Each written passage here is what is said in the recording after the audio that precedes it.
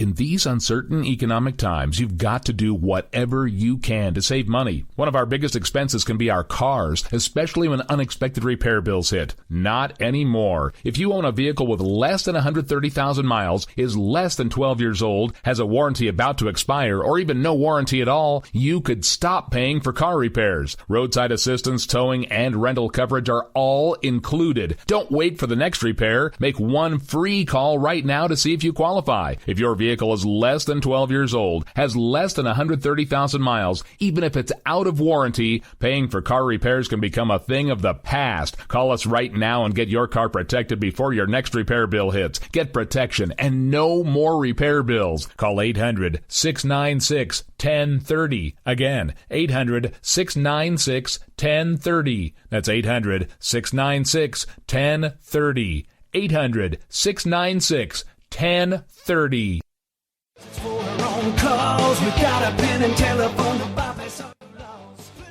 All right, folks, this is Rick Robinson with you. I want to tell you about some friends of mine from a company called Security Enforcement Specialists.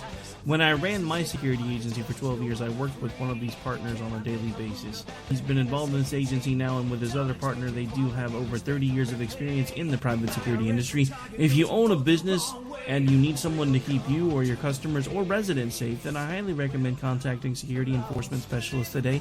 Give them a call at 405-703-1796. Again, that's 405-703-1796. Again, tell them Rick from K98 Talk sent you. Like I said, if you need the help, they are here for you. So make sure that you go look them up, check them out, and see what they can do. The wrong way. Welcome to the place. Welcome to Joe had huge problems with the IRS. I knew it was coming. I hadn't filed taxes since 1990. All the IRS letters coming in added up to a nightmare. To get up to like $68,000. My heart started beating fast. It's like, there's no way, man. I mean, I ain't going to be able to do this. Then they stopped his paycheck. So that's when I started making phone calls and found U.S. Tax Shield. U.S. Tax Shield went to work immediately. They just took the bull by the horns. What blew my mind is he called the IRS right then and there. So why is U.S. Tax Shield A+ rated with the Better Business Bureau? Joe knows. They saved me a ridiculous amount of money. If you owe more than $10,000 to the IRS or state, choose the company Joe chose, U.S. Tax Shield. It was the best decision I made. U.S. Tax Shield is the way to go. Life is good. Thank you, Lord. Call 800-471-3287. U.S. Tax Shield. Boo-rah. Yes. 800-471-3287. 800-471-3287. The Internet will never be the same. You're listening to K98Talk.com. Whoa! Good God, y'all. What is it good for? Absolutely. Let's get started again. Zinc Media. Feel the power of knowledge.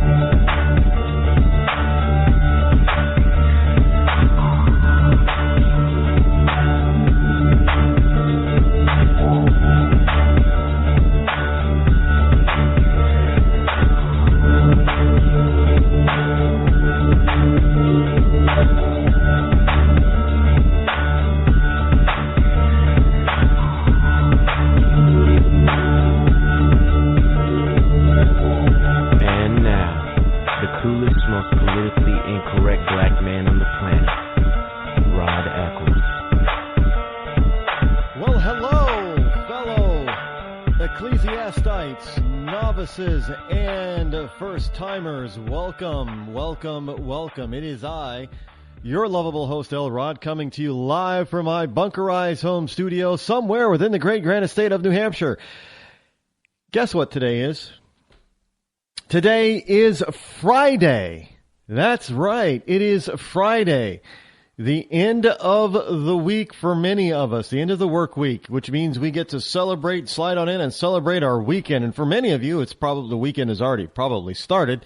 So I'm glad that you're here with me this evening as I broadcast live from the bunkerized home studio somewhere within the great granite state of New Hampshire. Yes, it's going to be a barn burner of a show, I guess, tonight. We're just going to really look. I got something. I wanted to start off with something else, but I got something here I want to start off with. And this is something I have never done before. I've never, I've talked about other people that have conversed with me, but I don't think I've ever actually read an email correspondence between myself, it's not myself, between me and somebody. That is just such improper grammar. And I'm kind of a grammar stickler.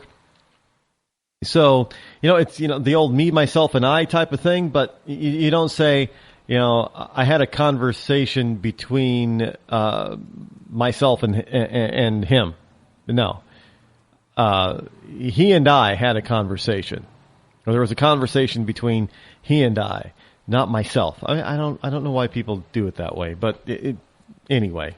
I'm not an English major, by the way, so but I do know a little bit about some proper diction and grammar.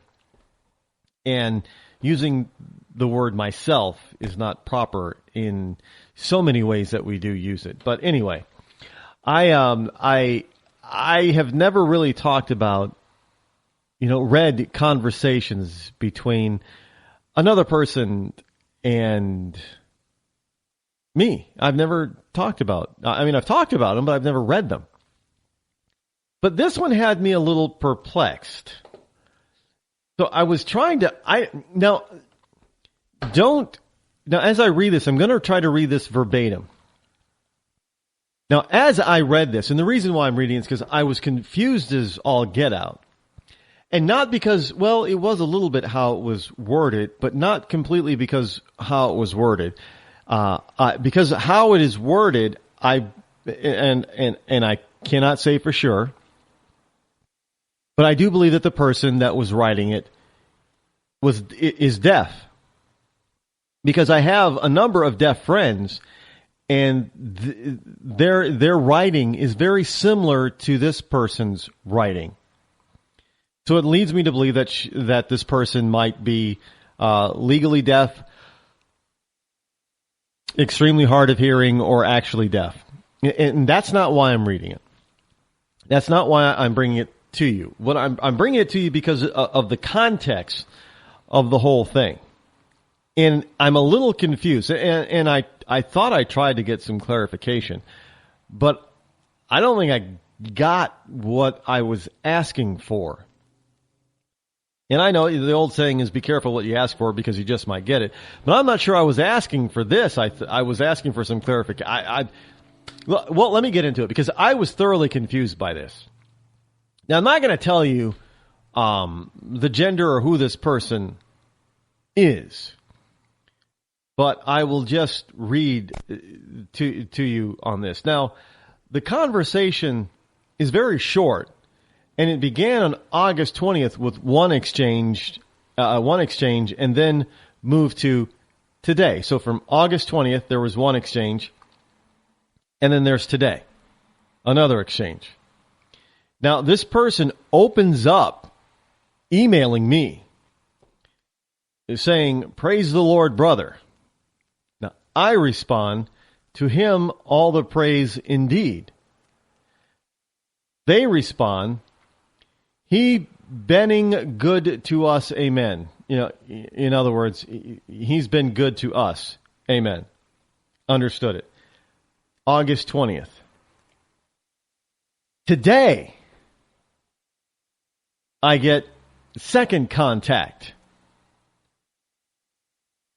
"Do not going on my friend's profile and add their friends." Now, my response is, "I'm not sure I understand. Do you want me to add your friends?" Their response, "You," the letter U, "you a liar. You," the letter U, "went on my friend's profile and add their THERE, friends. Do not going on people's profile that you doing not know. In O for no. And stay off my profile. Is that understood? Now, I'm scratching my head thinking, what? Okay, so this person is saying that I went onto their friend's profile and added their friends to my friend list? Is that what I'm getting? Now, first of all, understand, I don't go to anybody's profile and add their friends. I just don't do that. So, and not to mention, why is this person contacting me about, am I not supposed to have, their friends are not allowed to be my friend too? We're talking Facebook here. Really, am I not allowed? I don't know. And I guess if it were to be brought full circle, it would be like you telling me that, we're friends. You and I are friends, but I'm not allowed to be friends with your friends. I don't know how I would prevent that. I'm not gonna go to your profile, find all your friends, and then start blocking them all. I mean, that doesn't make any sense. So my response was, because I'm still a little confused, but I'm also a little annoyed. So my response is, I did not go to any profile to add friends. Now, Facebook sometimes suggests friends, not to mention people also reach out to me to ask me to be their friend. But if that is a problem for you, feel free to block me. I don't mind. This kind of email is really childish at best. And frankly, I really don't have time for it. Now, I don't know if I was pretty cold. I was rather annoyed by this. I've never had this. I have never had somebody on Facebook tell me that I can't be friends with their friends. Am I talking with a 12-year-old or am I talking with an adult? Really? And I don't think, doesn't Facebook still have a minimum? Don't you still have to be at least 13 years old to be a Facebooker? Maybe that's changed. Facebook is constantly changing. I don't know. But it was kind of out of the blue, and it took me a little aback because I've never had that kind of response or accusation or interchange with anybody on any of my social media accounts. So I was, forgive me because I never bring this to, I talk about, people emailing me and such, but this one just had me really kind of perplexed. So I was just wondering what you might think of this. And go ahead, give me a call. The number here, of course, is, it's free for all Friday, by the way. So that means just about anything goes.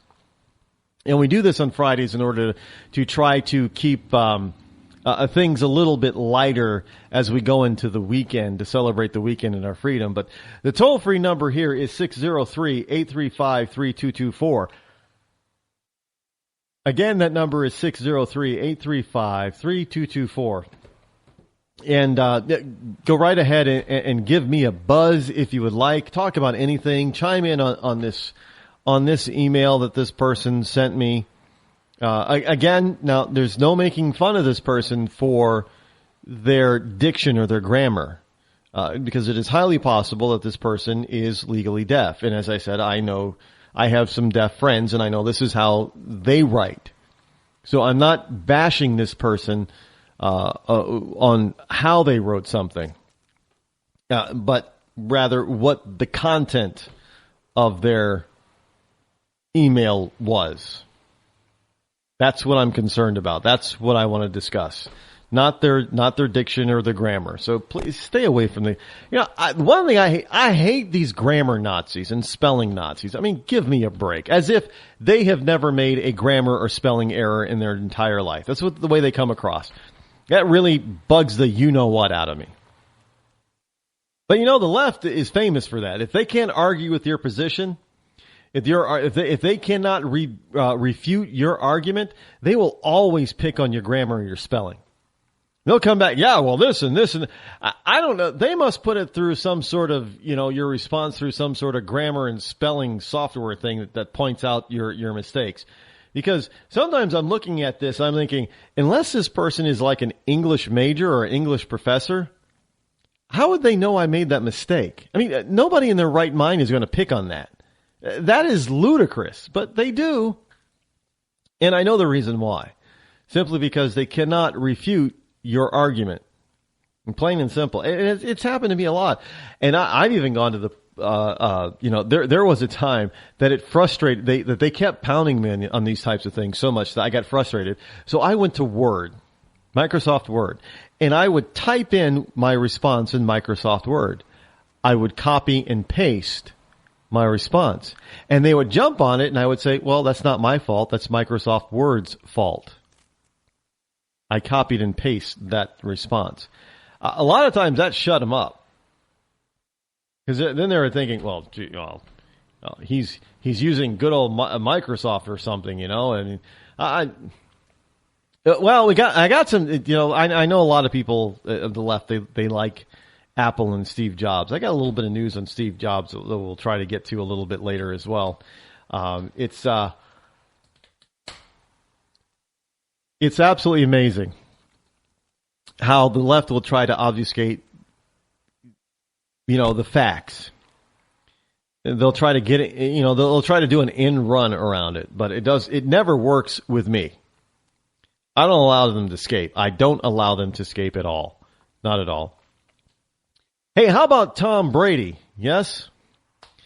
Is this unexpected or is this expected?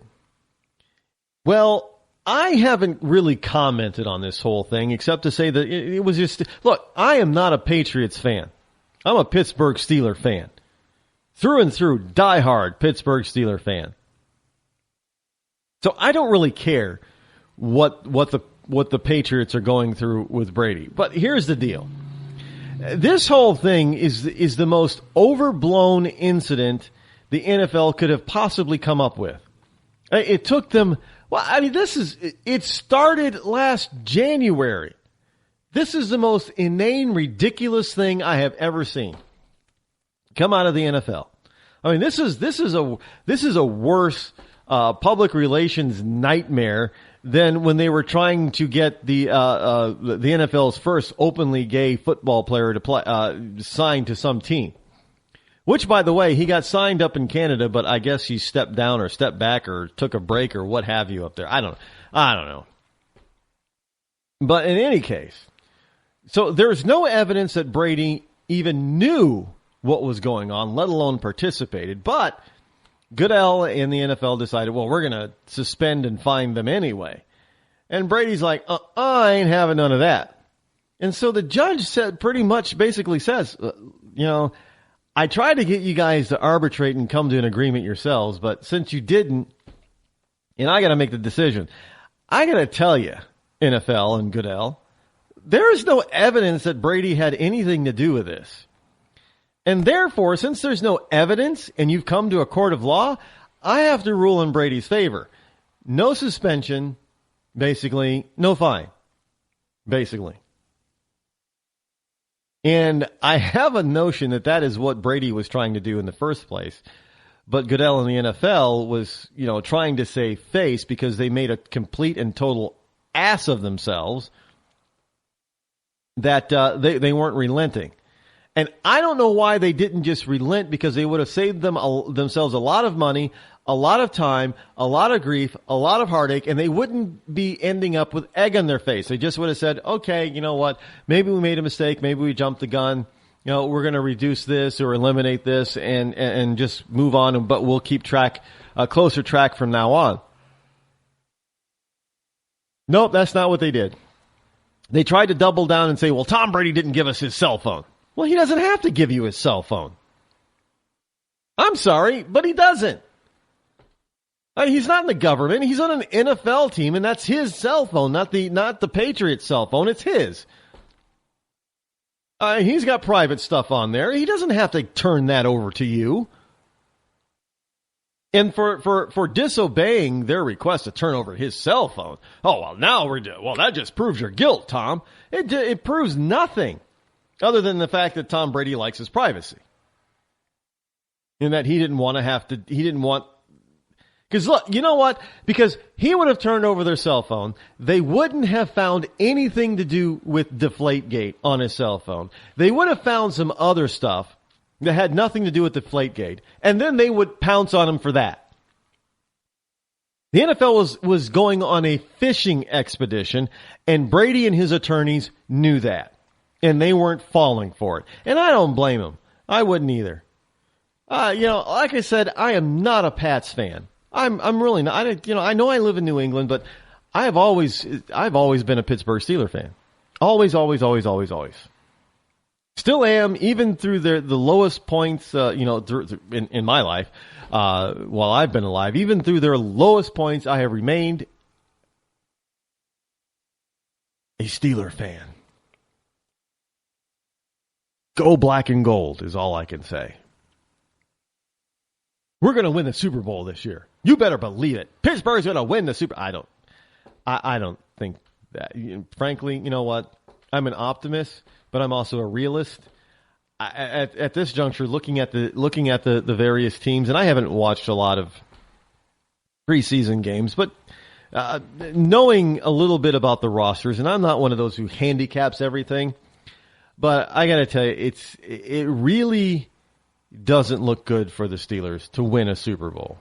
Not saying it can't happen, because things can happen throughout the season that change, but and this team could meld together and become an awesome team, but I don't see this as a Super Bowl champion team.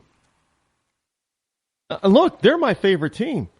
But I say this because I want them to start paying attention in the offseason and going after those star players, whether they're already in the league or they're just coming up, out of college or off the, to open tryouts or what have you. I want them to find the right people for the right position so they can be that awesome team like the Patriots and win Super Bowl after Super Bowl after Super Bowl. Me sitting here and saying, yeah, they can win when they really can't and don't have a chance or a shot at doing it. It's not doing the team any good.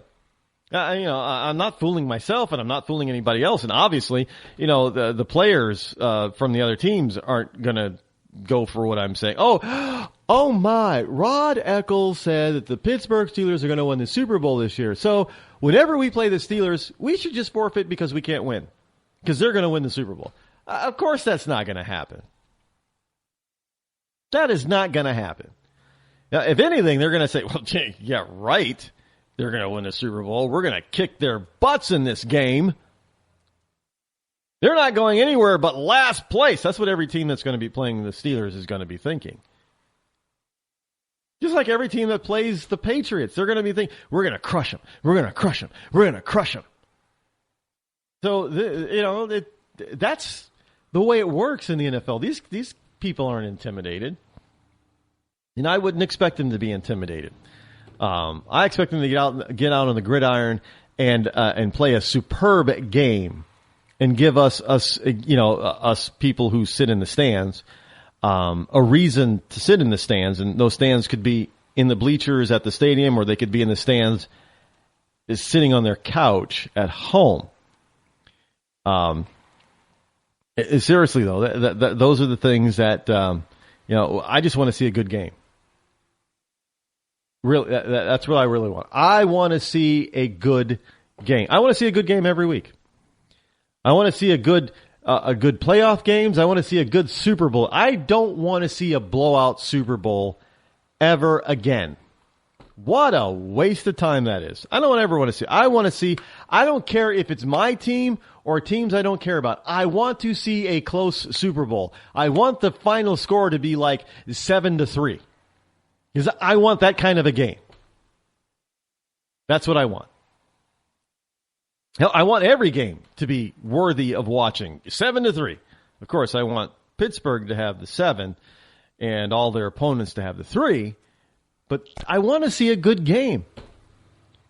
I'm not a player anymore. I'm not playing in the sport, so it's not even when I played, you always kind of felt I played on teams that that have blown out other teams, and I've played on teams that have been blown out by other teams. And you may think that it's fun and exciting, but when you're the team that's being blown out, I mean, it is very demoralizing, and you sort of give up. You just want to get the game over with. You want the time to wind down and be over with. And when you are the team that is blowing out the other team, there comes a point where you kind of feel bad. Yeah, you're happy that you're winning and you're happy that you won, but you kind of feel bad at the same time. And you even let up. And most coaches, not only will they try to get you to let up, but they'll also put in the second and third string, which is really demoralizing to the other team because now they have their first string out there playing against the third string, and they're still getting whomped. And you're sitting on the bench, for first stringer on the bench, and you're thinking, oh, man, this is just terrible. Our third string is killing him. So it's the whole blowout thing is not as fun for either side as you might think. I know there's some kids and people out there that just revel in that kind of stuff. But most players do not. They like the win, they love the win, but they don't want to see a basketball game that's 100-40. That's not why we play the game. It doesn't. It's not why we play the game. You don't want to see a football score that's like 28-0, or more. I've seen those games. They're no fun. They're no fun to watch, especially. So I always want to see a game. And I'm looking at you all. It was next week. Football, officially starts. So pro football regular season. I'm ready for it. I want to see my Steelers play. I want to see my Steelers play. I want to see them win. I want to see them win the Super Bowl. But will that most likely happen? I don't know. They still got to get through Tom Brady and the Patriots, and they're going to be out to prove something. Just saying.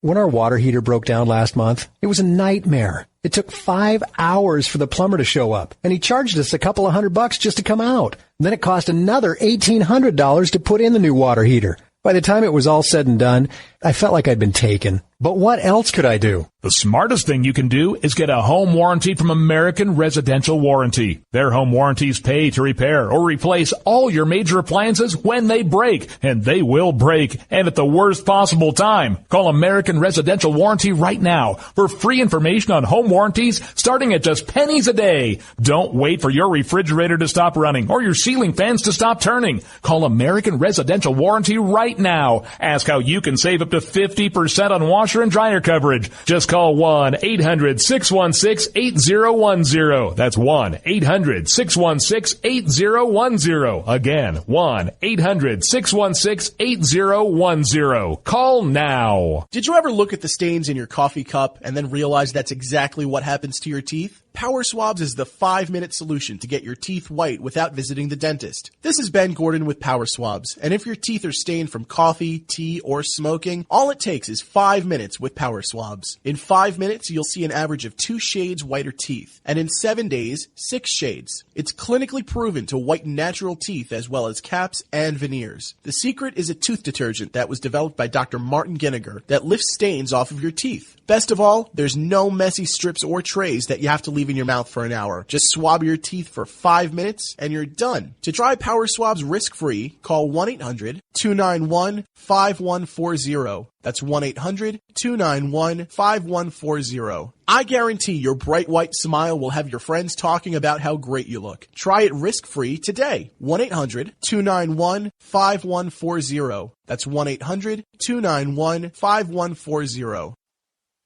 Tired of paying outrageous prices for Viagra? Well, we have great news for you. Now you can finally get Viagra at huge discounts. Healthy Man allows you to save up to $500 on Viagra. Why pay U.S. pharmacy prices of $15 per pill or more when you can get Viagra for less than $3 a pill? Call today and get 40 Viagra pills for only $99. This can cost as much as $600 at your local pharmacy. You can't afford not to call us. If you want Viagra at the lowest prices, never pay $15 $15 a pill pharmacy prices again. Get Viagra for less than $3 a pill. Call 800-595-2614 today and save up to $500 and get 40 pills for just $99. Healthy Man is fast, easy, and affordable. Operators are waiting at 595-2614 to take your call now. Call 800-595-2614. That's 800-595-2614. Again, 800-595-2614. Start training for a new career in as little as 18 days. National EMS Institute's innovative boot camp program will train you for a new career. Learn to respond to emergency situations and become a certified EMT in just 18 days. National EMS Institute guarantees 100% job placement. Visit www.nationaleMSinstitute.com today to learn more about our 18-day boot camp. Or call us at 1-800-497-6732. NationalEMSInstitute.com. You're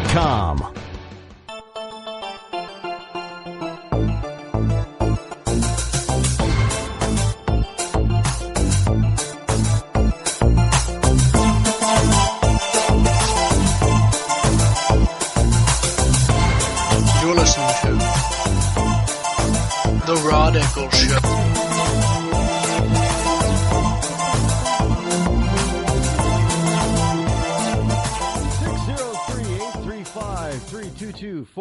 I was just reminded that the Steelers are actually playing the Patriots next Thursday in the NFL.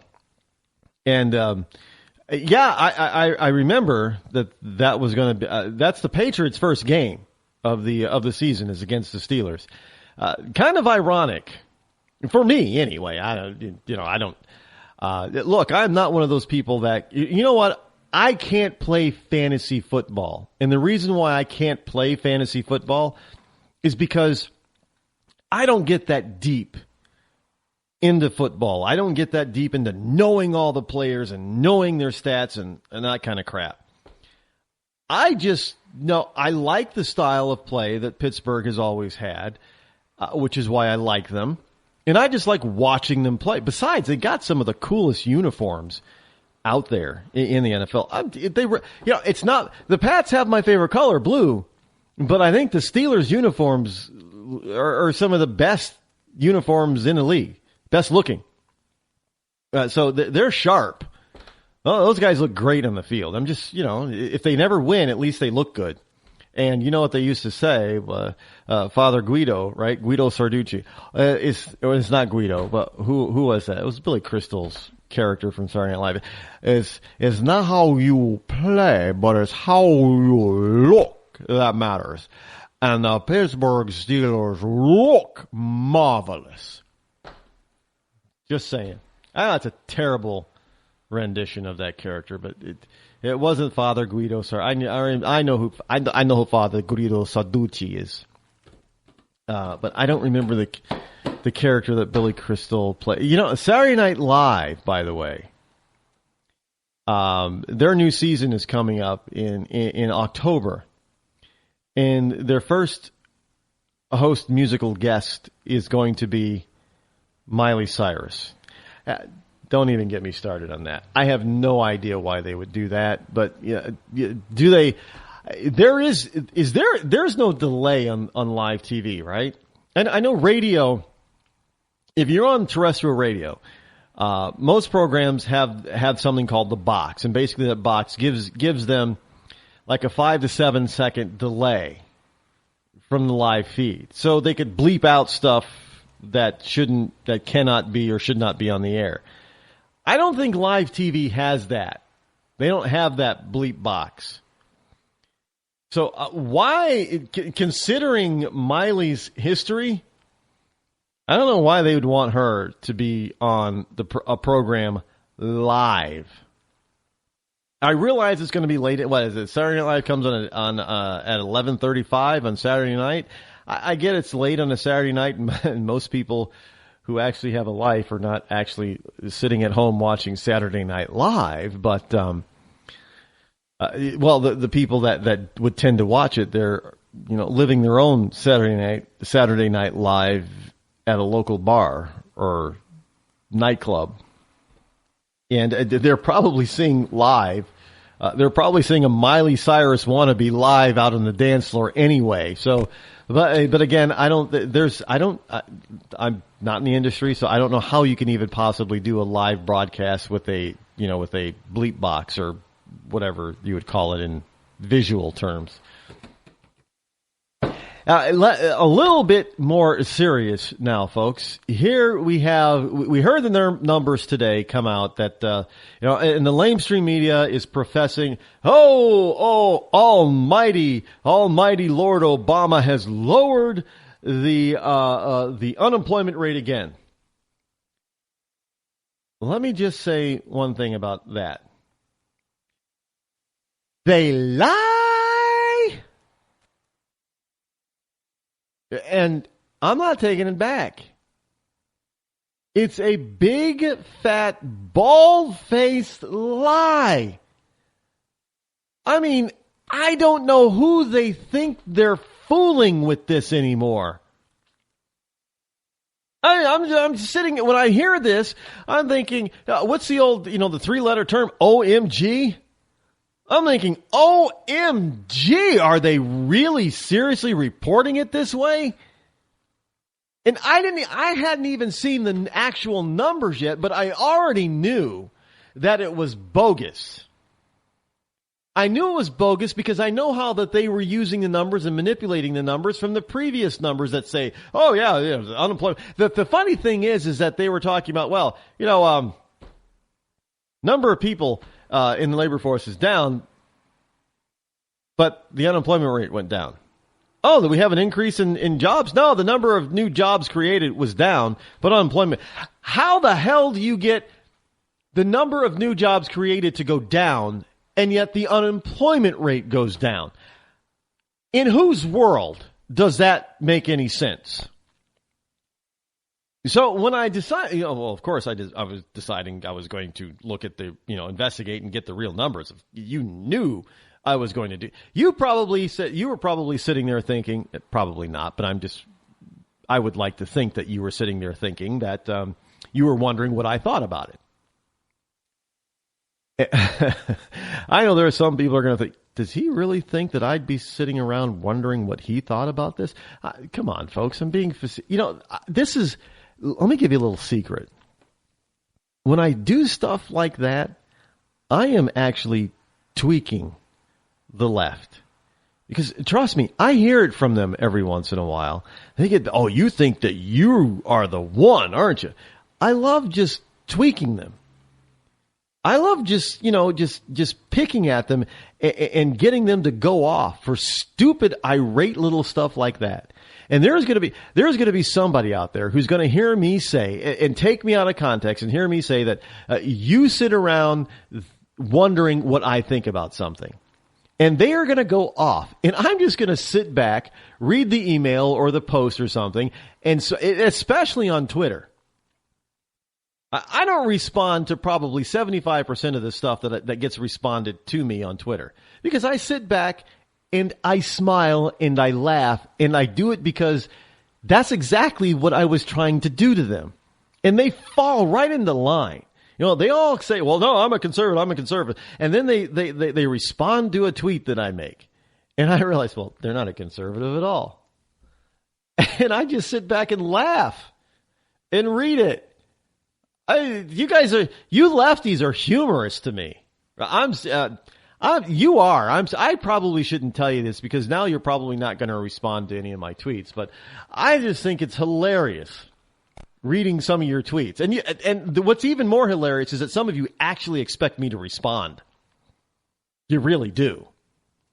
And I think that is ultra hilarious. And I'm not trying to say that I'm better than anybody, but when I am doing certain things or say certain things in a tweet just to sort of tweak you, and you fall for it, and then you expect me to respond, that's hilarious. Now, for the most part, most conservatives know better than to fall for those types of tricks. And I see that stuff on liberal tweets all the time. I don't respond because I know that that's what they're trying to do. Yeah, I do respond on occasion, And 9 times out of 10, I will nail it and shut them up because I don't fall for the, well, I'm just going to tweak all these conservatives. And, and most conservatives don't fall for that either because they know better. They think logically and they see through your little ploys, but you guys are so emotional. You can't see it when I'm playing with you. You can't see it when any conservative is playing with your mind. And that's what makes it so fun and funny for us a lot of times. I'm just giving you a little inside secret to you liberals. We're really playing with you. And we're just having a good time because you're so gullible. I'm sorry. It's Friday. We're having a good time, right? But here, these numbers about the unemployment rate, they're bogus. They're bogus. And the reason why they are bogus is because here on CNSnews.com, which gets their numbers from the government, by the way, because I know some liberals are going to be out there, oh, well, where did you find those numbers? Oh, from the Department of Labor. Oh. We've set, and look, liberals are setting records left and right here, and none of the liberal records that are being set are good news. I mean, a couple of nights ago, Chicago, record set, the most number of murders in one night or one day. Is that a good record? No, I don't think so. But what is Chicago? Chicago's a liberal-run city. Well, here are some more liberal facts and liberal numbers for you. Another record. A record 94 million Americans not in the labor force. The labor participation rate is stuck at a 38-year low for a straight third month. So you're wondering how the unemployment rate went down. Because a record 94 million Americans are not looking for a job, thus they are not being counted. Not to mention the number of jobs in the United States, total available and already filled, is about, what was the number I saw? About 2.5 million less today than when Obama took office. Now think about that. We've got 94 million Americans unemployed. And I think that's a low number, actually, 2.5 million. But we don't have as many jobs available as we did 7 years ago. So there's no way, when you put all of that together, the real, and I did not look it up this time, but the real U6 unemployment rate, the last time I looked, was over 10%. We're still over 10% unemployment. We're still double-digit unemployment in this country. And this is what we're told we're supposed to, this is the new norm now, Rod. New norm. I don't accept that. This is the United States, not Europe. No, we don't have this thing for a norm. And if you take out the fact that the government estimates some 5 to 6 million jobs are currently being filled by illegal aliens, illegal invading aliens, well, add that to the number of total. We could bring the participation rate could go up and the number of jobs could go up. I mean, really, we have 5 to 6 million jobs that are being taken by people who are not even documented to be in this country legally, and they're taking away from legal, law-abiding citizens. Now, I'm saying that that's also a low number because they're using that number to justify the 11 million number of illegals. And you know what? I believe the number is closer to 20 million illegals, which then would put the number of illegals holding a job that a real American citizen could have at over 10 million. So we're looking at the possibility of an additional 10 to 15 million jobs out there that waiting to be filled for American citizens. Not to mention, if we got rid of these stupid blank policies from the Obama administration and brought back some sensible, logical, constitutional policies, we would gain back all those jobs that we lost since he took office. And then some. We'd actually be growing jobs. So the reality is that somewhere the estimation, if you will, could be that we, the United States, the citizens, are missing out on some 20 million jobs. Now, do you know what 20 million jobs in the hands of American citizens can do to this economy? Or, forget about it. You're talking boom economy. Forget about, you know how they say, forget about it. You know, China is the kind of, they're not number one. No, they're barely even number two compared to the United States. If we had 20 million additional jobs available, forget about it. Look, the reason why we don't have them, folks, is because, hey, we get the government we deserve, and we deserve this government because we elected it. You know, I was talking earlier today. Today was a rather busy day for me.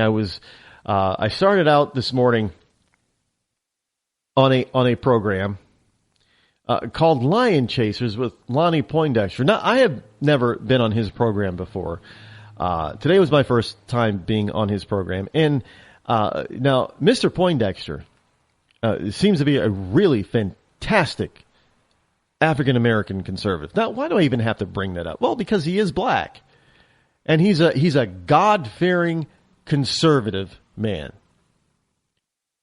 And I think he's a beautiful person. And in fact, you know, I am not, you know, exaggerating when I say that if we actually resided in the same city, I believe that we would be close friends, hanging out all the time. Because I am that comfortable with him, and it seemed like he was that comfortable with me. I think that we would just have the best of times. I really do. I can't say that about everybody, but I can say that about this guy. Because he seems very genuine. And the things that we talked about on his show this morning was his responses were just dead on and incredible. Now, here's a conservative guy that gets it. And he's the one that reminded us this morning. This is why I bring it up now. He reminded us this morning that, you know, hey, we get the government we deserve because we elected these people. You know, and then we sit back and then we complain about what they do or don't do. Hello, McFly. You know, how can you reelect Bonnier and then complain about him? I mean, how can you reelect McConnell and then complain about? Now, I realize that these guys, they're elected by their constituents in their districts or state. It's not a national thing. But let me remind you that there is a person that was elected on a national level by all of us that we're now all complaining about. That's Barack Hussein Obama. How the hell can we complain about this guy when we elected him? Now, you can probably say, well, I didn't vote for him. I understand that. I didn't vote for him either. But there were some 4 or 5 million Republicans that didn't even go to the polls, and they're out there now complaining about this guy. Well, you elected him.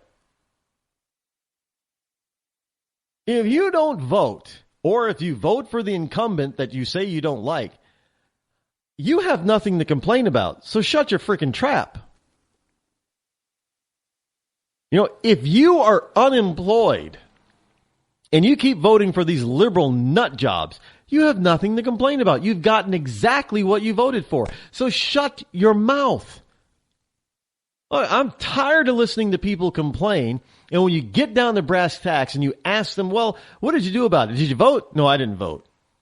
Or if they did vote, well, if you don't mind me, who'd you vote for? And they tell you who they voted for, and it's the same jerk-off that is currently in office that is screwing them over. And yet they want to complain about it. Look, I'm telling you conservatives right now, you Republicans right now, If you do not vote in 2016, I don't care if it's, if you don't get your preferred candidate. If you don't vote, I don't want to hear a peep out of you for at least the next 2 years. Because you have nothing to complain about, because you got exactly what you wanted by not voting or voting for the incumbent. Simple. I'm tired of listening to people complain, and then you find out that they did nothing to change what they're complaining about. I'm tired of it. And frankly, I think a lot of constitutional conservatives are tired of it. We're all fed up. Look, we're out here busting our tails, busting our chops, working hard to try to change the direction of this country, and you go and stab us in the back by voting for an incumbent that we all know is a jerk, or you don't vote at all, allowing some liberal to get the office. We're tired of hearing it. Get out there and vote for the most conservative candidate available to you that has a chance of winning. Look, I used to say, I have to clarify that now, because I used to say that without that qualifier, because people would say, well, yeah, I voted for this guy, and he's really conservative. Well, who the hell is that? Oh, he got like 10 votes last time? Are you kidding me? You threw your vote away on somebody who had absolutely no chance of winning because nobody else knew who the hell they were? Well, that makes a hell of a lot of sense. Does that make you feel better? Oh, I feel really good. I voted for my conscience, Rod. Oh, BS, you voted your conscience. You might as well just stayed home and not voted at all. It's the same effect. And they look at you like you got two heads. What are you talking about? Who is the most conservative candidate available to you that could have won? Oh, it was this person. Well, why didn't you vote for them? Well, because he wasn't conservative enough. Well, who was more conservative? Well, this person. But he had no chance of winning. Yeah, just what I thought. You did, and this is what I call, that is what I call pulling a liberal. And some of the people will scratch their heads and say, what? Pulling a liberal? Oh, I'm a conservative. No, you pulled a liberal. Well, what do you mean? You went on emotion instead of logic. That's pulling a liberal. If you do what I just said that some of these people did, if you don't vote or you vote for somebody who has absolutely no chance of getting more than 10 votes, no chance of winning, you're pulling a liberal. You're voting with emotion instead of logic. Plain and simple. And I know people aren't going to like that, but hey, that's the truth. That is the God's honest truth. You pulled a liberal. And you know what? When you pull a liberal, the rest of us suffer. I don't know about you, but I don't think that's very fair, that we should suffer for your stupidity. Just saying. At some point I would love to be back on the air with Lonnie Poindexter on his program. That would be a lot of fun. He's got a lot of knowledge, and you can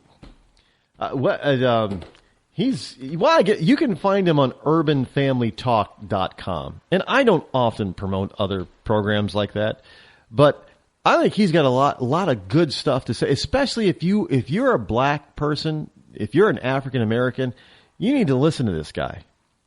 You need to listen to his program. You really do. And again, that's urbanfamilytalk.com is where you can find out how you can listen to his show. But you need to listen to him, especially if you're an African American. Look, you got to get on. Look, the guy last night or yesterday that I mentioned, from Chicago, 26-year-old African-American male. First of all, it's kind of interesting that he's African-American and he's 26. And the weird part about it is that he's not in jail. He evidently doesn't have a record. He's not being chased by the police, and he's still alive at the age of 26. That makes him an enigma, and he lives inside, the city proper of Chicago. So that makes him an enigma. But what makes him even more of an enigma is at what he said when reporters talked to him. And when he was talking about, well, liberals have taken education out of our schools. We're not being taught anything. They've taken away opportunity. We don't have any opportunity. Oh, sure, give them to the illegal invading aliens, but don't give them to black Americans. Absolutely not. And they destroyed the family. Black Americans used to be extremely proud, very family orientated people. Not anymore. Now we constantly see videos of a minority of the minority. Blacks are a minority. So we see videos constantly of the minority acting like animals. And this is that's another thing I'm getting sick of. I'm getting sick and tired of seeing these videos of a small amount of black people acting like animals. And thus, you get a bunch of white people on both sides of the political aisle saying, see, they're nothing but animals. I gotta tell you, if you're a conservative and you put that stuff up there like that, and you talk about blacks like that, I'm gonna say that you're a racist. Because I don't see you putting up, because there are equally just as many trashy videos like that of white people doing the exact same thing. And I don't see those. And I don't see you calling them apes and gibbons and all that kind of stuff. So, you know what? You're conservative. You need to knock it off. I'm calling you out. You really do. Hey, this is a call. I know it's Friday and I'm not supposed to be this heavy, but look, I'm calling out conservatives. And I'm saying either you are a conservative or you are not. And conservatives are not bigoted. We're not racist. We don't go by stereotypes. We're not homophobic. Not any of that stuff that the left tries to label us with, because that's what they are. And if you turn out to be like that, you're not a true conservative, and you might as well just jump the fence and go over to the liberal side. I'm telling you straight up. I'm a little tired of seeing that kind of stuff. Because it doesn't do our side any good, and it gives all kinds of ammunition for the left to be pointing their fingers at us and saying, see, we told you guys were like that. No. Generally speaking, en masse, the vast majority of us, no, we're not like that. So those of you who are like that, why don't you just do us all a favor and go over to the left? And if you're not a leftist and you don't think so, then start acting like a conservative. Get your ass up and go vote for the most conservative person available to you that can win. Then we'll start changing this country. The leader in talk radio on the internet, right here on K98Talk.com.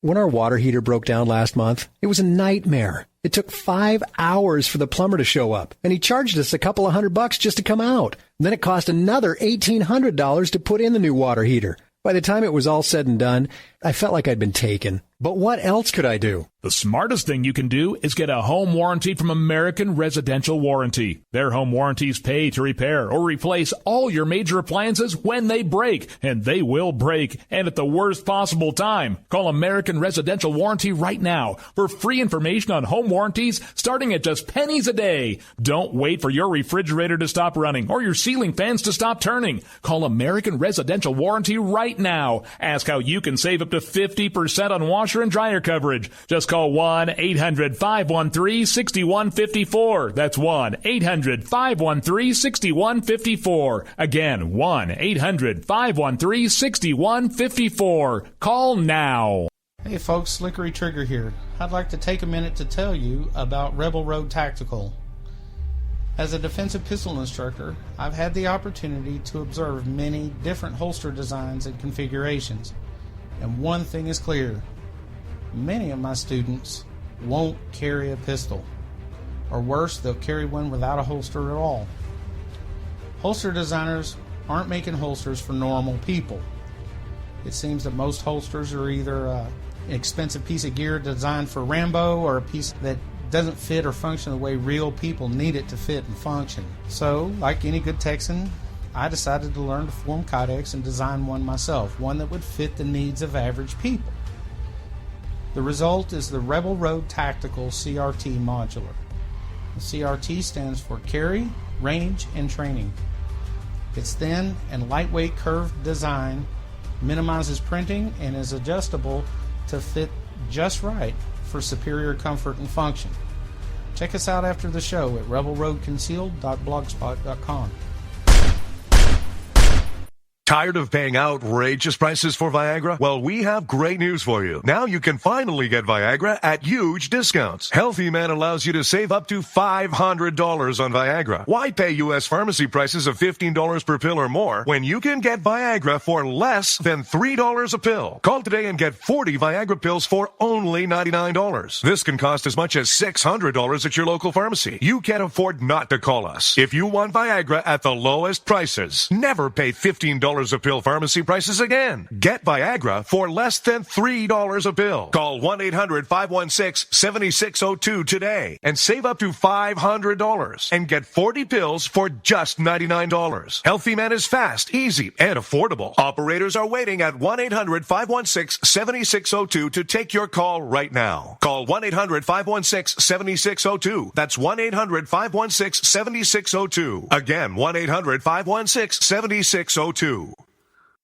In these uncertain economic times, you've got to do whatever you can to save money. One of our biggest expenses can be our cars, especially when unexpected repair bills hit. Not anymore. If you own a vehicle with less than 130,000 miles, is less than 12 years old, has a warranty about to expire, or even no warranty at all, you could stop paying for car repairs. Roadside assistance, towing, and rental coverage are all included. Don't wait for the next repair. Make one free call right now to see if you qualify. If your vehicle is less than 12 years old, has less than 130,000 miles, even if it's out of warranty, paying for car repairs can become a thing of the past. Call us right now and get your car protected before your next repair bill hits. Get protection and no more repair bills. Call 800-696-1030. Again, 800-696-1030. That's 800-696-1030. 800-696-1030.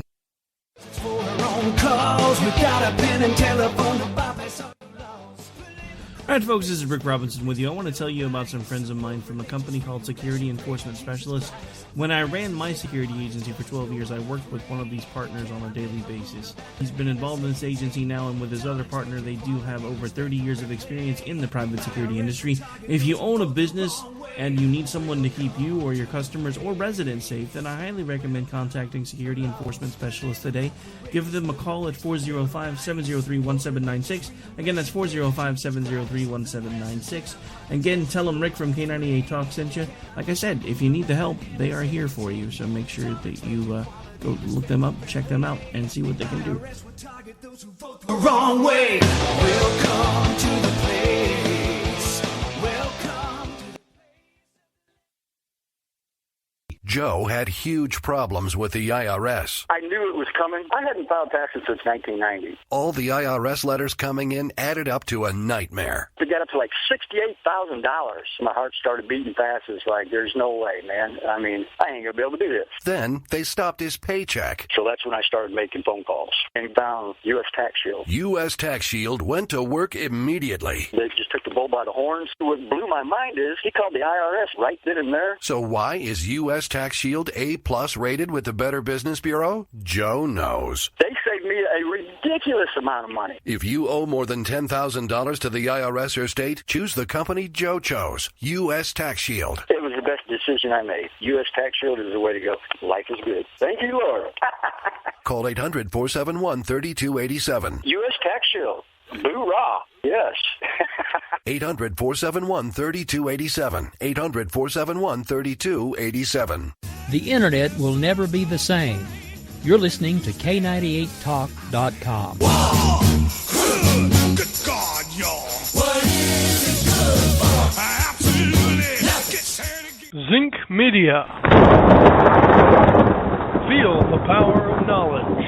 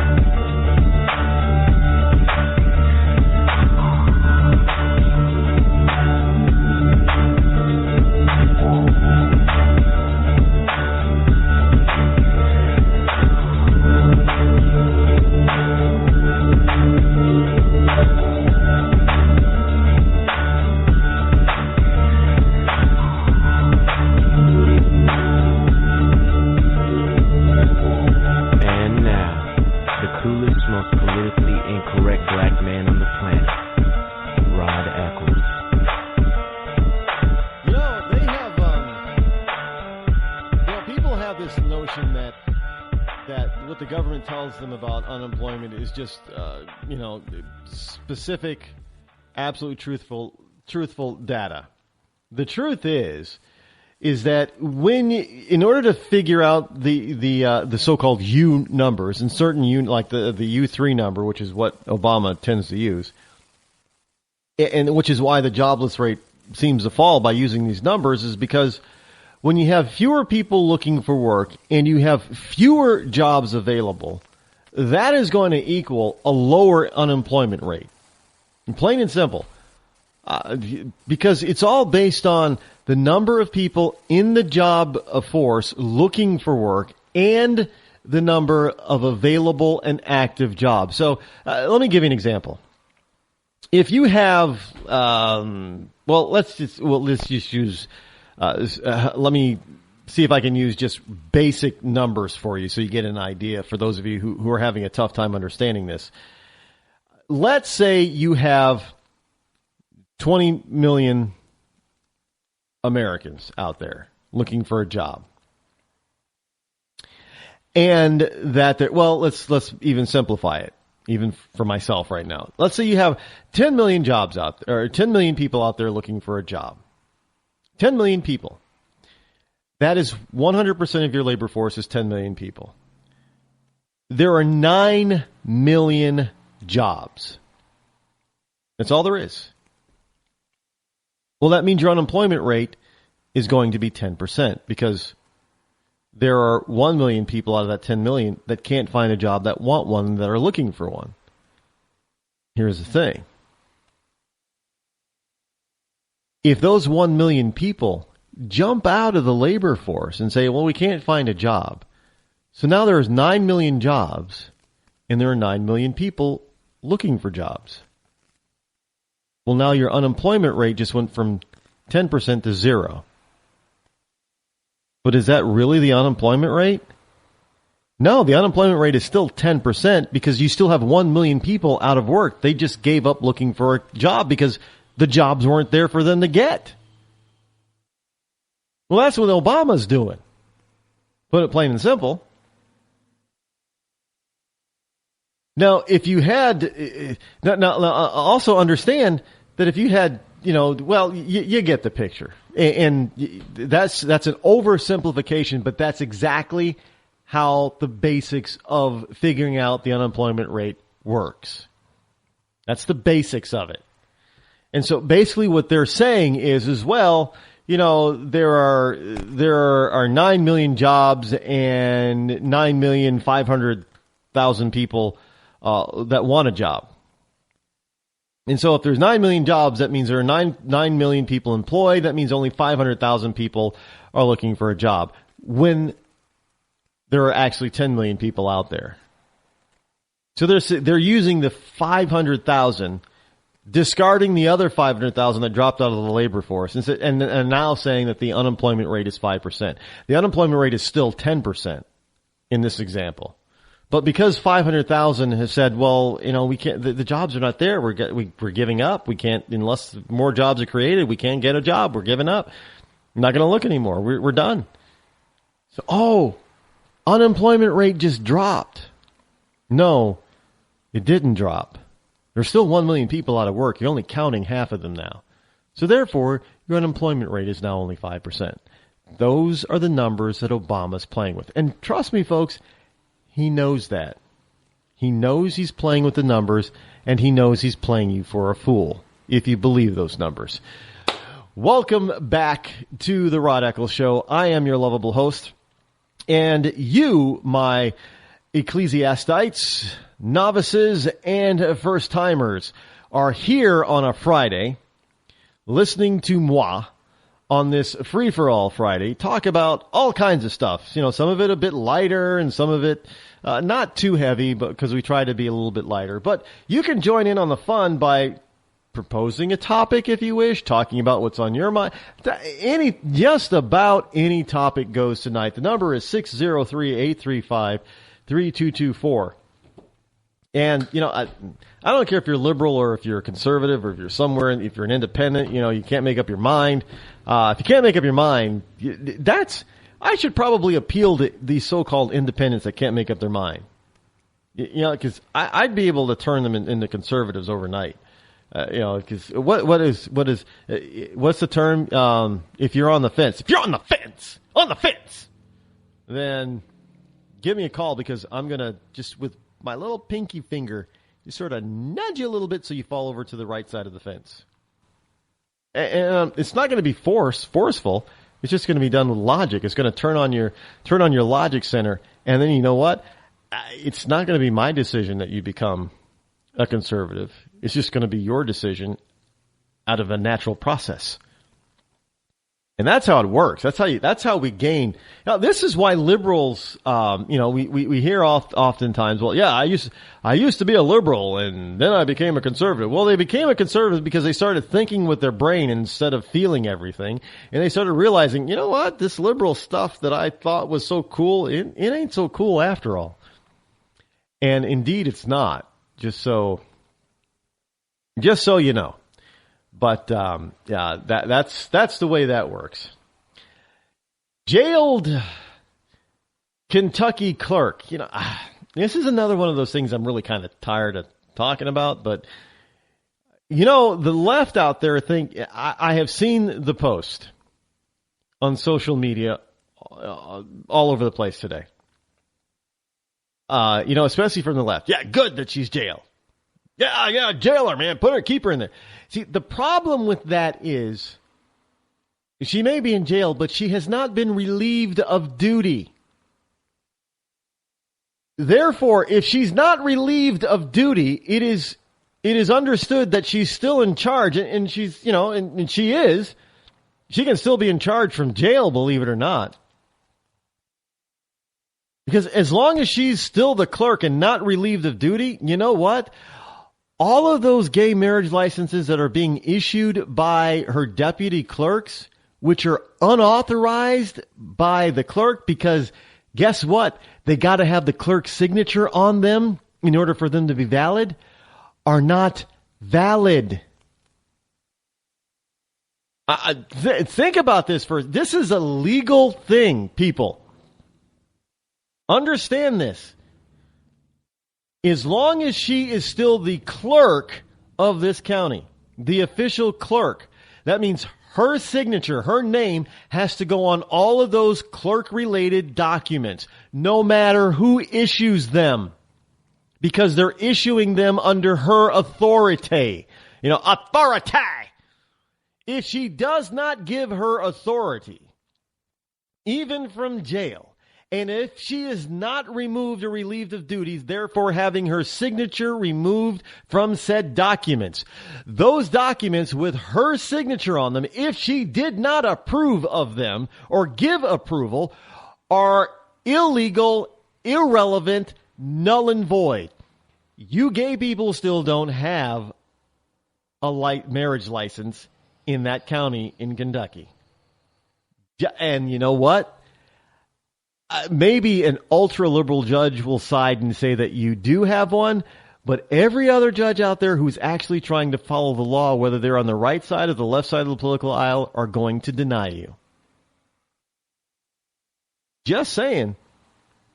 That's the truth. Go look it up. She's still the clerk, unless we haven't heard that she's been relieved of duty. She's not incompetent. She's not been ruled incompetent, and she's not been unable to fulfill her duties. She can still fulfill her duties as far as I can see. Maybe the judge has temporarily removed her from duty, which means that if that's the case, then whoever is told or said to be the acting clerk must put their signature on those notices. So if her signature goes on any of those marriage licenses and she has not given her approval, they're null and void, no matter what a judge says. That's just the law. And any citizen can make sure that that is the case. So if you think you got a marriage license with her signature on it, and a citizen out there says, nope, can't, it's null and void because she didn't give authorization for it, you don't have a valid license, marriage license. Look, she's not dumb. Not to mention, There's something about this that I did not find out about this woman until today because the lamestream media kept it hush-hush. This woman's a Democrat. She's been a registered Democrat for like 17 years now. She's a Democrat. And she's standing up for her religious beliefs, and she's going against the liberal agenda. And the lamestream media doesn't want to mention that. I actually find that kind of hilarious. And I know some people, well, there's nothing funny about that, Rod. Nothing at all. I think it is. I think it's hilarious because here you have one of your own. You liberals, you have one of your own. And the problem is it's maybe she should just admit it and admit that she's actually a conservative and should be a Republican. But I don't know what her other political views are, but this one she's standing pretty firm on, isn't she? And I know there are a lot of people out there that have said, well, yeah, look, this is what I believe. This is what this has nothing to do with the First Amendment, actually it has everything to do with the First Amendment and people's free exercise of religion. And the information that I got was brought to my attention today, allowed me to view it and say, you know what? You're absolutely right. That is absolutely logically correct. Because my stance was that, if she has a job, but there are parts of the job that she believes that for whatever reason, religious, non-religious, doesn't matter, that she feels she cannot fulfill that full obligation of doing the duties of that job, then she should not have that job, or she should look for a new job. Here was the caveat to that I was given today that makes 110% sense. It's logical and absolutely factual. Now, see, I've always said whenever I'm presented with new facts that change the perspective of what I'm viewing, logically speaking, I have to go with those new facts and view the whole situation with those new facts included. So with that, my position has slightly changed on this woman, because I would say, I used to say up until today, I said, she should look for a new job. Here's the caveat with that, why I do not agree with that anymore. I'm going to be logical about it. The logic behind my change in decision is this. Because the people of that county evidently elected her to do a specific job that was already set in stone. And then you had a change in that description of a job, not by the people or by that county or that state, but by a Supreme Court that was not truly applying the Constitution in its originist context. Therefore, they were actually issuing a decree that causes people to violate not only their constitutional rights, but their religious beliefs as protected by the Constitution. With that said, that means that since she was elected to do a specific job by these people, because she probably, campaigned on, I will not go along with gay marriage, just like you won't. They elected her for that. She has a religious responsibility as well as a fiduciary responsibility to to her electorate, to hold on to her position. Unlike what we've seen in Congress a lot, where they're saying, we'll do this and we'll do that, and people say, okay, then do this and do that because that's what we want you to do, and then we'll elect you, and then they get elected and they don't do that which they promised to do. This woman promised to do something. She's doing it. Therefore, it is not her duty or responsibility to renege on her beliefs or her promise to her constituents. She is to hold fast and hold firm. Therefore, what we have now is a government or a judge that has gone extra constitutional, gone beyond his duty to imprison this woman because she is not doing what he said what he ordered her to do, which is not constitutional. Therefore, if somebody is ordering you to do something that's unconstitutional and you are an elected official, it is your duty to defy that order, that unconstitutional order. Therefore, she is defying an unconstitutional order, so she is doing her job and therefore should not have to quit. Plain and simple. And I'm sorry I missed that earlier because I should have known. I normally would catch that kind of stuff, but it was brought to my attention about that, and I had, logically speaking, factually speaking, historically speaking, constitutionally speaking, yeah, that's absolutely correct. So therefore, I have to, with all that said, I have to change my position because it will be illogical for me not to change my position.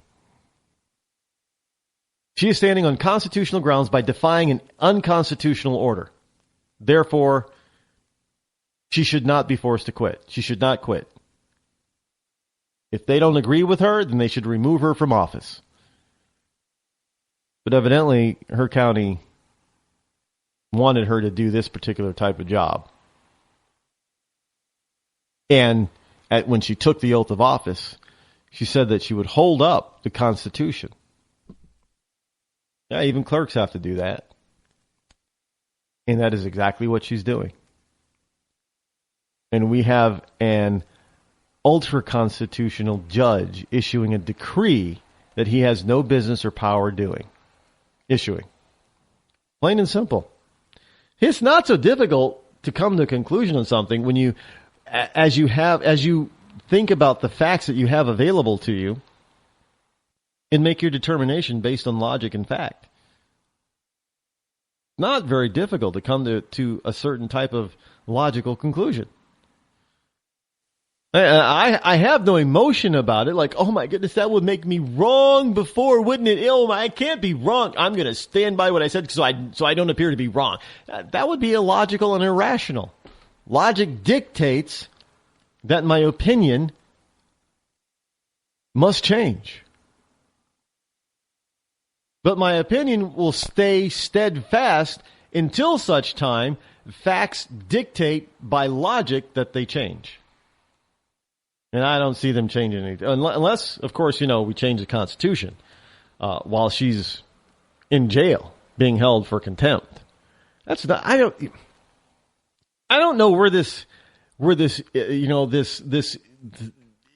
thought of, well, a judge can say, well, I'm going to hold you in contempt. And if you're in contempt, you're going to jail until you agree with me.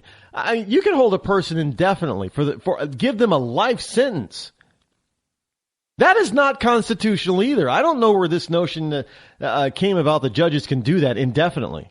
No, they can't do that indefinitely because that's not due process. That's denying you due process. A judge cannot just by fiat deny you due process as stated and protected in the Constitution. A judge does not have the power just to say, okay, you're going to jail. That's not in the Constitution. Sorry, it's not. It's not. Show me where it is where a judge is above the Constitution and can do whatever the hell they want. They can't. But we have allowed this to happen. That's not legal. That's not constitutional. I don't know where else to go with that, but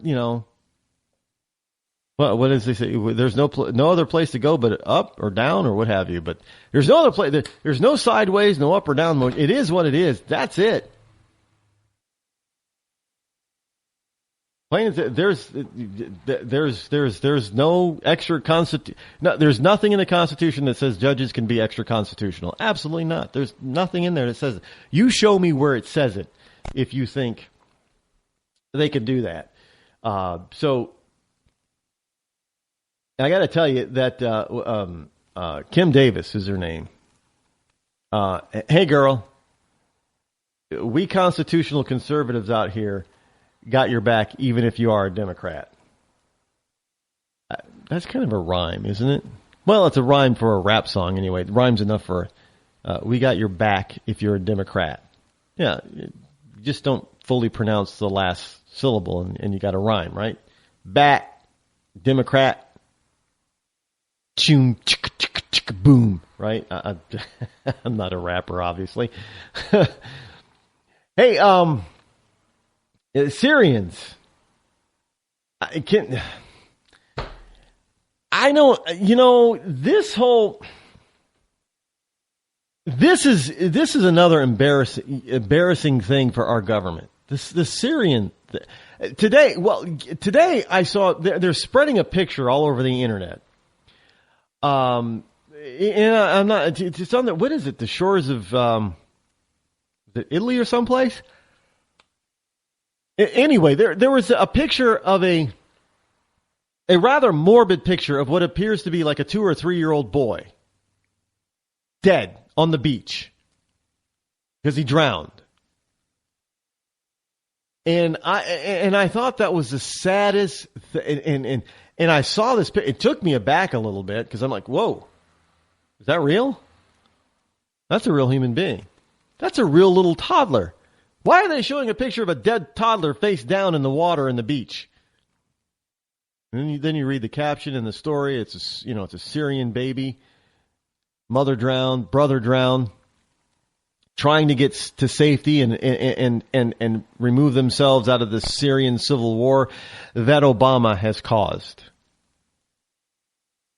And yet we don't hear the lamestream media talking about that either. And I'm sorry if that's some heavy stuff for you in this Friday evening, but I'd be remiss if I didn't cover it.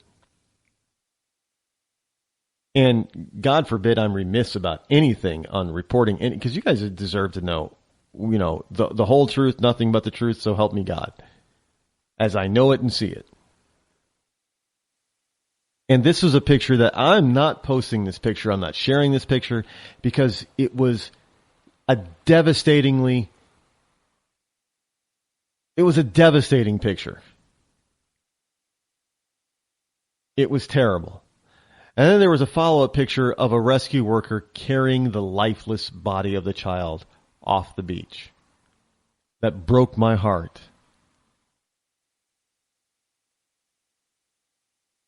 And the problem is that we're kind of responsible for it through our president and his policies that have allowed this type of thing to happen in that country. You want to talk about, people always talk about, well, we shouldn't be interfering in other people's business. So we should allow 2 to 3 year old baby boys to drown because they're trying to escape being murdered by a terrorist organization. Really?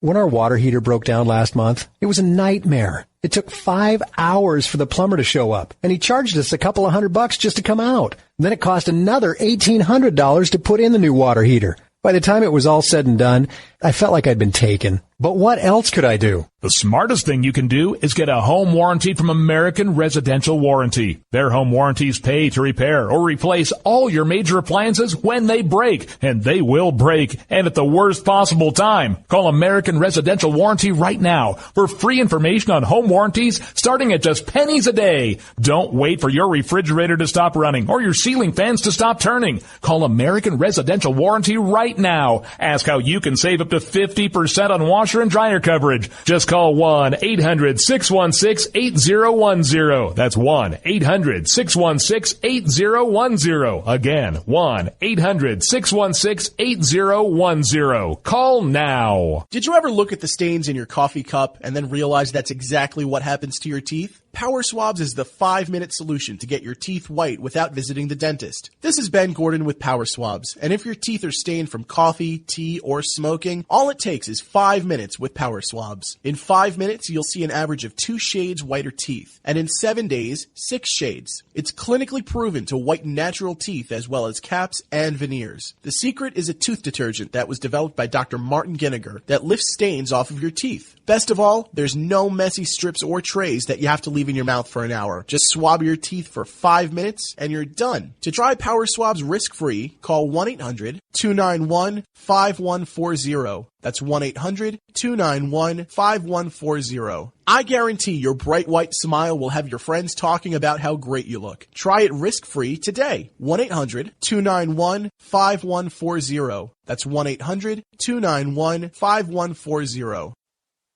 Tired of paying outrageous prices for Viagra? Well, we have great news for you. Now you can finally get Viagra at huge discounts. Healthy Man allows you to save up to $500 on Viagra. Why pay U.S. pharmacy prices of $15 per pill or more when you can get Viagra for less than $3 a pill? Call today and get 40 Viagra pills for only $99. This can cost as much as $600 at your local pharmacy. You can't afford not to call us. If you want Viagra at the lowest prices, never pay $15 a pill pharmacy prices again. Get Viagra for less than $3 a pill. Call 800-595-2614 today and save up to $500 and get 40 pills for just $99. Healthy Man is fast, easy, and affordable. Operators are waiting at 595-2614 to take your call now. Call 800-595-2614. That's 800-595-2614. Again, 800-595-2614. Start training for a new career in as little as 18 days. National EMS Institute's innovative boot camp program will train you for a new career. Learn to respond to emergency situations and become a certified EMT in just 18 days. National EMS Institute guarantees 100% job placement. Visit www.nationaleMSinstitute.com today to learn more about our 18-day boot camp. Or call us at 1-800-497-6732. NationalEMSinstitute.com.